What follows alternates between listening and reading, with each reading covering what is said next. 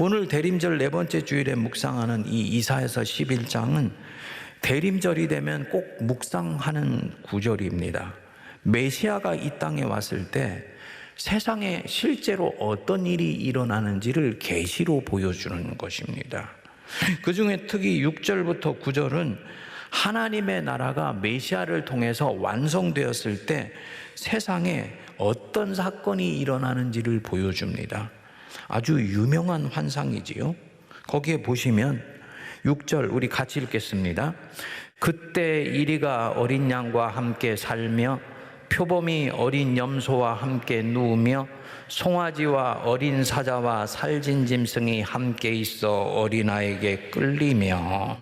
환상이지만 뜻은 아주 명료해요.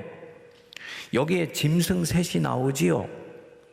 이리, 표범, 사자. 공통점이 뭡니까? 육식동물이에요. 자기보다 연약한 짐승들을 잡아먹고 사는 동물. 그래서 그 육식성에서 공격성과 폭력성이 나오는 동물이에요. 반대로 어린 염소, 송아지는요, 초식동물이죠. 공격성이 없고 그저 풀을 뜯어먹고 사는 순한 동물입니다. 하나님 나라가 이 세상에 완성되었을 때는 얘들아, 육식동물이 공격성을 내려놓는다. 그들 안에 있는 야수성이 사라져버린다. 그래서 7절 끝에 보면 사자가 소처럼 풀을 먹을 것이다. 성도님들 한번 머리에 그림을 그려보십시오. 이 지구상에서 한 번도 이런 걸 본 적이 없기 때문에 우리가 이게 너무 먼 얘기 같은데 그림만 한번 그려보세요.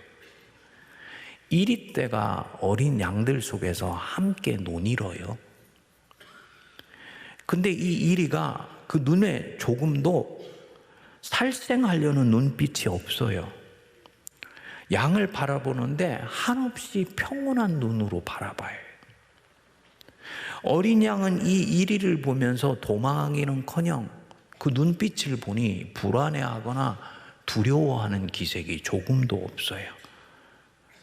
그러면서 아주 평온하게 둘이 지내요. 송아지와 어린 사자와 살진 짐승이 함께 있어요. 셋이 너무너무나 평온하게 천연덕스럽게 풀을 뜯으면서 같이 논이는 겁니다.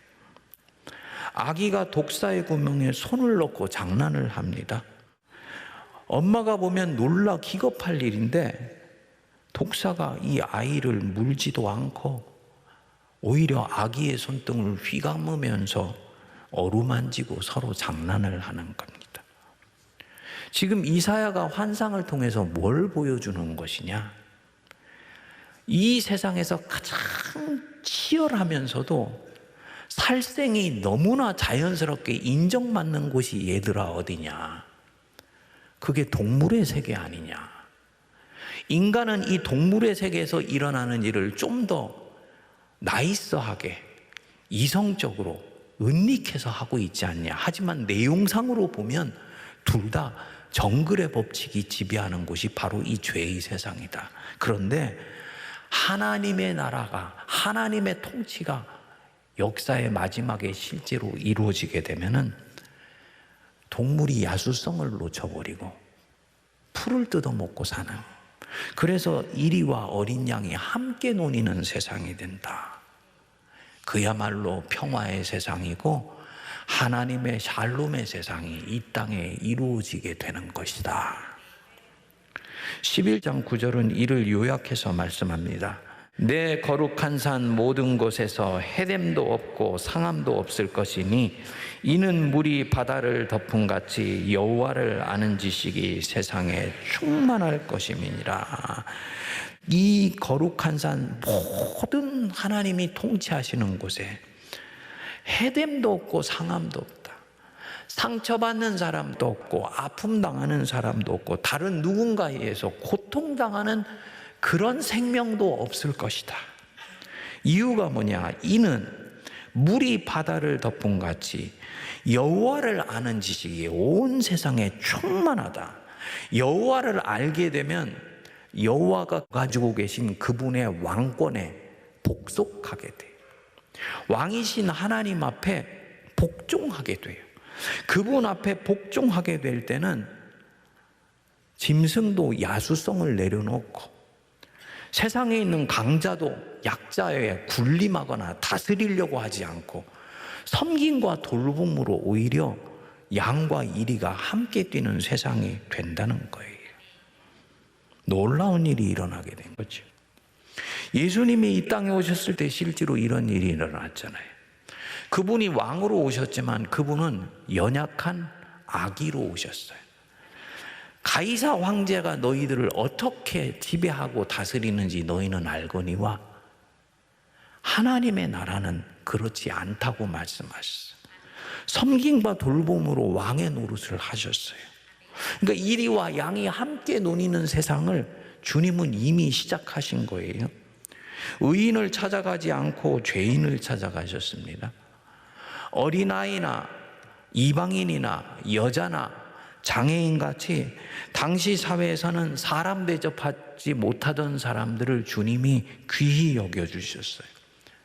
병자나 굶주리는 자들, 저들은 하나님께 저주받아서 저렇게 된 거야 당시 생각했는데 하나님이 이들을 귀하게 여기신다고, 긍휼히 여기신다고 선포하시고 이들을 돌봐주셨습니다.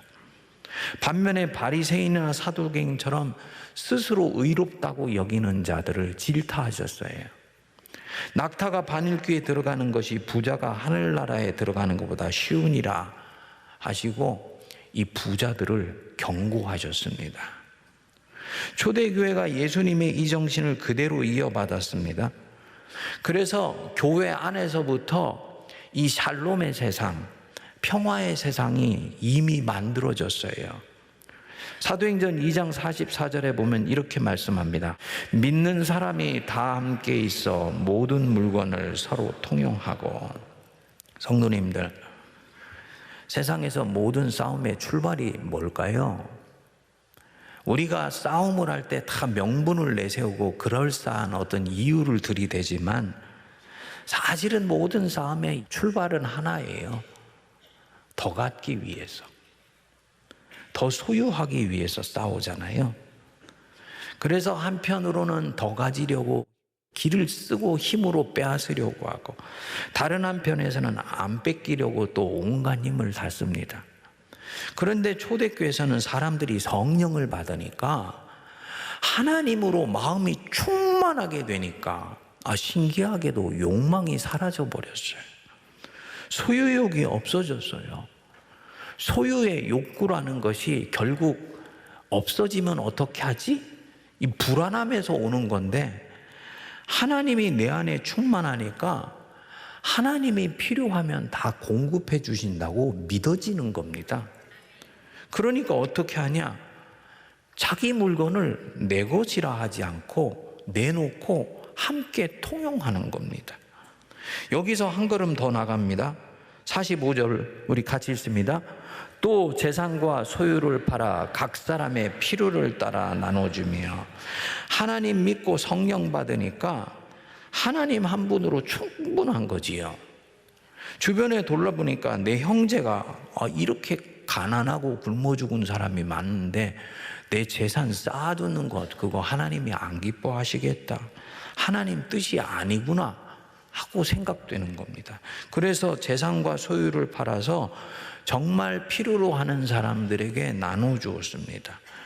가난 때문에 몸서리를 앓고 자식 굶어 죽어가는 것 때문에 쏘가리하는 부모들, 세상에 제일 고통스러운 게 자식이 굶어 죽어가는데 보고 있는 거라 그러더라고요. 이런 부모가 얼마나 기쁘고 고마울 거예요. 교회가 정말로 새 이스라엘이 되었기 때문에 이런 일이 일어난 겁니다. 사도행전 2장에 한 번 나오면 우연히 일어난 일인가 보구나 하고 말 테인데 이 장면이 뒤에 또 나옵니다. 4장 32절 보시면 믿는 무리가 한 마음과 한 뜻이 되어 모든 물건을 서로 통용하고 자기 재물을 조금이라도 자기 것이라 하는 이가 하나도 없더라. 그리고 33절 34절에 보면 무리가 큰 은혜를 받아 다음에 뭐라 그랬습니까?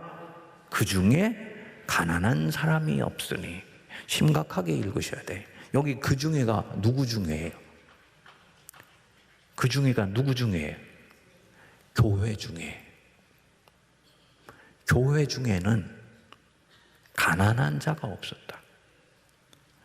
세상에는 굶어 죽어가고 가난한 사람들이 널려 있는데 교회, 새 이스라엘 안에는 가난한 사람이 없었다. 왜냐? 그 34절에 이유가 나옵니다. 우리 같이 읽습니다.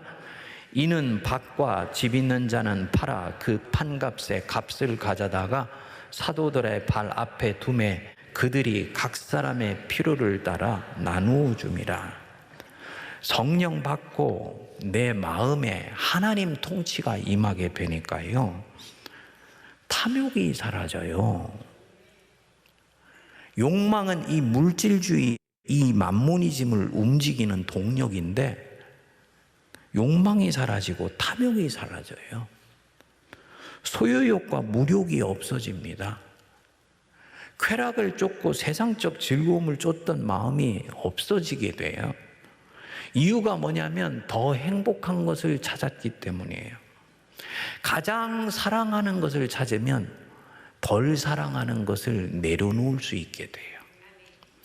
정말 사랑하는 하나님을 만나니까요, 하나님 말씀을 읽는 것이 꿀송이처럼 달아요.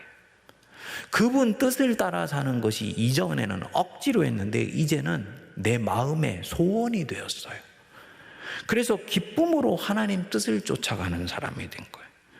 그러는 가운데 구약 성경을 읽어보니까 하나님 백성은 구약 구석구석에서 가난한 사람들을 살피고 돌보라는 거예요. 그래서 하나님이 내 왕이시지, 이 왕 되신 하나님이 내게 가난한 사람들을 돌보라고 하시는구나. 그래서 자기 중에 있는 소유를 갖다 놓고 교회 안에 있는 가난한 사람들과 나누어 갖는 것입니다. 그러니 교회 안에, 초대교회 안에는 가난한 사람이 없었다는 거예요. 이 놀라운 일이 벌어진 것입니다. 이 초대교회가 하는 것을 보면 겉으로 드러난 모양은 완전히 사회주의입니다. 그런데 다릅니다. 사회주의는 강제로 합니다. 근데 초대교회 성도들은 누가 시킨 것도 아닌데 자발적으로, 자유함으로 이렇게 했습니다. 성령 가라사대, 성령이 시키시니까 기쁨으로 하는 겁니다. 이게 초대교회의 삶입니다. 그래서 세상과 완전히 다른 대조사회를 만들어냈어요. 세상은 어두운데요, 초대교회는 산 위에 있는 등경처럼 반짝반짝 빛난 거예요. 너희는 세상의 소금이라, 너희는 세상의 빛이라. 이 말씀이 실제 교회에 이루어진 겁니다. 이게 무슨 뜻이겠습니까? 이런 삶이 소금이 배추에 스며들지 세상에 젖어들게 해라. 그리고 이 빛이 저 어두운 세상에 비춰지게 해라. 그래서 어두운 세상에서 그게 어두운 줄도 모르고 살아가는 사람들로 하여금 스스로를 부끄럽게 여기게 해서 빛 앞으로 돌아오게 만들어라. 이게 너희는 세상의 빛이고 소금이다라는 얘기입니다. 여러분, 이런 일이 실제로 세상에 일어나면 어떤 세상이 올까요? 잘못된 욕망이 사라진 사람들, 그래서 물욕이 없어진 사람들이 사는 세상, 돈이나 물질 때문에 싸우는 일이 없고 군사력을 갖고 서로 경쟁하는 일이 없는 세계, 미국과 러시아와 중국이 1년에 군비 경쟁만 놔두고 군사비를 1년만 동결하더라도 아프리카에 굶어 죽어가는 아이들을 300년을 먹여 살릴 수 있다 그럽니다. 그런 군사력 가지고 경쟁하는 일이 없는 세계, 지식을 갖고 서로 잘난 체하며 싸우는 일이 없는 세계, 즉 인간 안에 공격성과 야수성이 없어진 그 세상, 이게 이리와 양이 함께 노는 세상입니다. 송아지와 사자와 살진 짐승이 함께 있어서 어린아이에게 끌리는 세상이에요. 초대교회는 이 환상이 현실이 되는 세상을 향해 나아가고 있었습니다. 그리고 교회는 늘 이 꿈을 꾸고 이 비전을 갖고 전도를 하고 성도들을 양육하고 훈련했어요. 제가 오늘 한 얘기 중에 성경에 없는 얘기 한 거 있습니까? 제 개인적인 얘기 한 거 있나요? 전부 성경에 있는 하나님 나라 얘기했잖아요. 성경에서 하나님이 계시하신 것을 말하는데 성도가 멍하다.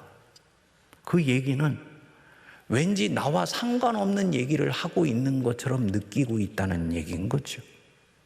목사가 성경에 나오는 얘기를 하는데 그게 나와 상관없는 얘기인 것 같다. 무슨 뜻일까요?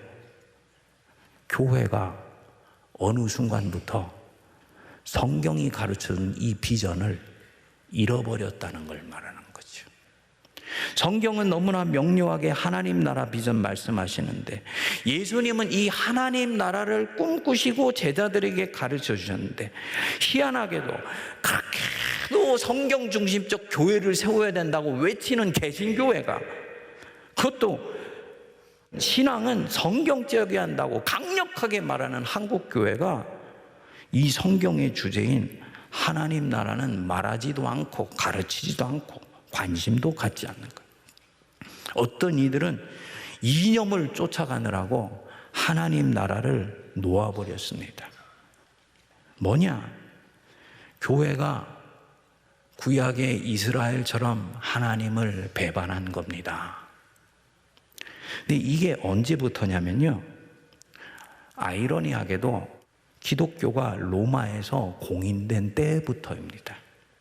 박해가 끝나고 교회가 힘을 갖기 시작하면서 성령이 급속히 식어버리기 시작했어요.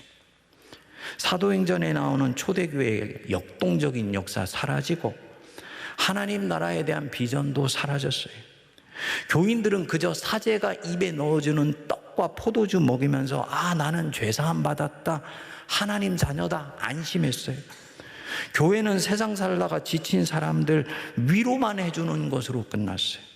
죽으면 천국 갈 수 있도록 하나님과 그 관계가 멀어지지도 않고 가깝지도 않은 그 철길 같은 그 신앙을 이끌어가는 겁니다. 어떻게 보면은 당연하다고 할 수도 있지요. 로마 황제가 교회에서 강력한 영향력을 행사하잖아요. 제사장 들러리로 세워놓고 황제가 제사를 이끌어가는 거예요. 그런데 그 앞에서 교회가 하나님 나라를 말한다? 그러면은 하나님의 나라는 결국 하나님의 통치가 이루어진 세상인데 세상에 권력이 두 개가 되는 거지요. 하나님의 권세, 황제의 권세. 그러니까 이거 곤란하다 그러니까 어떻게 했냐? 하나님의 나라는 개인에게 임하는 것이고 심령에 임하는 것이다. 신앙을 개인화하고 내면화해버렸습니다. 결국은 개인의 심령은 하나님이 다스리시고 이 세상과 사회는 황제가 다스린다는 영역 구분이 이루어지게 된 겁니다.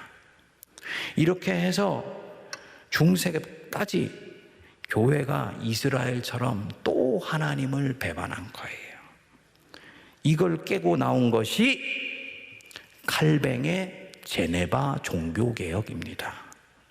이 제네바 종교개혁은 초대교회 이후로 처음 교회가 세상 한복판에서 하나님의 나라를 이루는 걸 꿈꾼 거예요. 왜 칼뱅이 장로 제도를 만들었냐? 장로들을 훈련시켜 가지고요, 제네바 의회에 시의원으로 보내어서 이들이 세상 한복판에서 제사장 역할을 하도록 하기 위해서 고도의 영적 사회적 식견을 기르게 한 게 장로교회의 장로 제도의 효시입니다.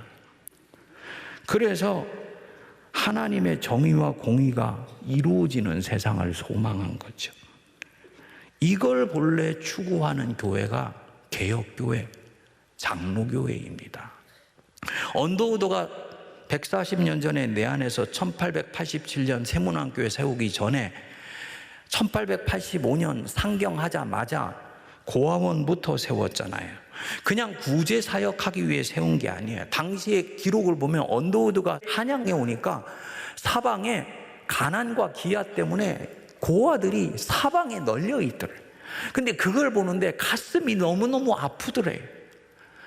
하나님의 나라가 이제 본격적으로 이 조선사회에 임하기 시작했는데 이런 것을 그냥 지켜보는 것은 그것은 하나님의 나라의 길이 아니다 해서 이 고아원부터 세우게 된 거예요. 교회 말고 YMCA 세워서 기독 시민운동을 했잖아요. 조선에 하나님의 나라가 교회에서부터 시작되어서 시민사회를 거쳐서 정치 한복판에도 이루어지는 걸 꿈꾼 겁니다. 연희전문학교 본격 기독교 학교를 세우면서 거기에 상과를 세웠어요. 당시에 같은 장로교 선교사들이 언더우드를 얼마나 비난했는지를 몰라요. 언더우드 평양에 숭실전문학교라는 기독교 학교가 있고 평양신학교가 있는데 네가 왜 한양 한복판에 본격 기독교 대학 세우려고 그래? 너 혹시 교파 따로 세우려고 하는 거 아니야? 근데 언더우드 생각은 달랐어요. 이 기독교 대학교 안에는 상과대학도 세워서 상업, 무역, 경제, 경영, 우리의 물질 생활 한복판에 하나님의 통치가 임하고 그것을 생각하고 이끌어갈 수 있는 리더들을 만들어야 된다고 봐서 연희전문학교에 상과를 세운 겁니다. 그러니까 언더우드가 꿈꾼 이 코리아는 하나님의 나라가 이루어진 그런 조선을 꿈꾼 거예요. 여러분, 기독교 신앙은 절대 개인주의 신앙이 아닙니다. 신앙이 개인의 내면 세계 영역에 갇혀 있지도 않습니다. 기독교 신앙은 개인의 내면의 평안과 위로만을 쫓지 않습니다. 만약 그것을 원하신다면 절에를 찾아가시고 무당집에 가서 무당한테 물어보시면 마음의 평안이 와요.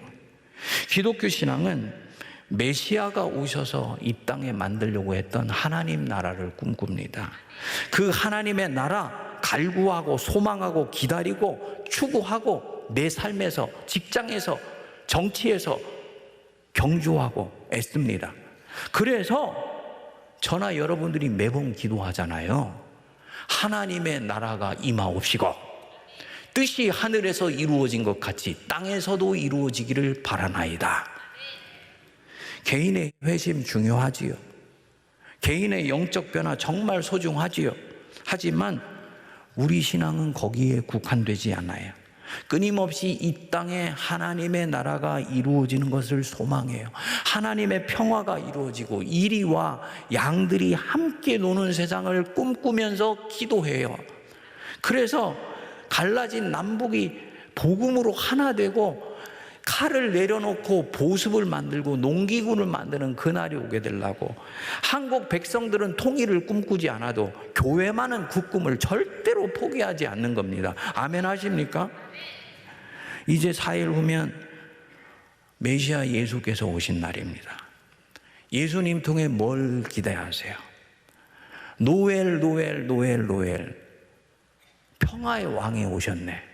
실제로 그분은 이 땅에 내 내면의 평화, 교회만이 추구하는 평화, 교회 안에 갇혀있는 평화가 아니라 이 세상에 평화 주시려고 오신 분인 줄 믿습니다.